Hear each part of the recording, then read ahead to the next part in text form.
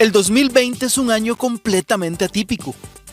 La difícil situación económica hizo que durante muchos meses miles de trabajadores sufrieran rebajos y suspensión de jornada. Esto reduce el aguinaldo, pero existe una fecha máxima de pago. El pago del aguinaldo se mantiene hasta el 20 de diciembre de este año, a pesar de la situación económica que estamos viviendo.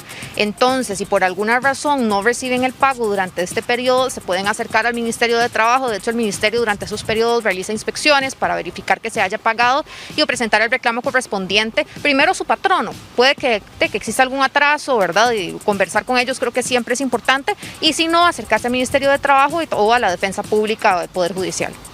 El cálculo del aguinaldo es sencillo. Sume todos los salarios brutos de diciembre del año anterior a noviembre del 2020 y el resultado lo divide entre 12.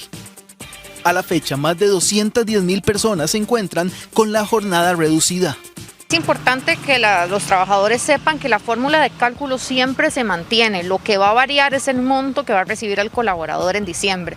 Entonces, por ejemplo, si hubo una reducción de jornada, efectivamente el monto de aguinaldo que va a recibir ese colaborador va a ser menor porque esos salarios que se recibieron durante la reducción de jornada me van a afectar el cálculo final y por ende se va a aplicar o va a recibir un monto menor.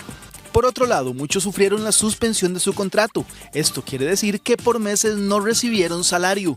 Sí, tienen derecho al aguinaldo, pero también nos va a afectar el monto. Habría que analizar cuál fue el periodo en el que tuvieron suspensión del contrato de trabajo para ver durante cuántos meses no se recibió ingreso alguno y por ende nos va a afectar el monto del aguinaldo. Esos meses serían 0 y como al final se divide entre 2, es un promedio realmente de los últimos 12 meses, nos va a afectar entonces ese monto.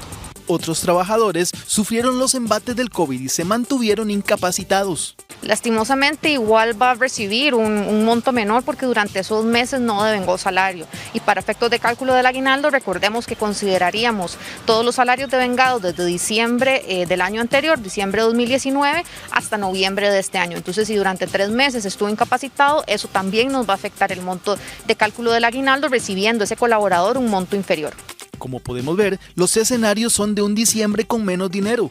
Por eso es importante saber qué hacer con el aguinaldo antes de gastarlo a manos llenas. Es un dinero extra que no deberíamos incluir independientemente del monto que nos llegue, si nos llegó la mitad, si nos llega completo, si nos llega 3/4 partes de lo que estábamos presupuestando a inicio del año. Es importante que hagamos ese presupuesto separado para saber dónde aplicar puntualmente ese respiro adicional que nos da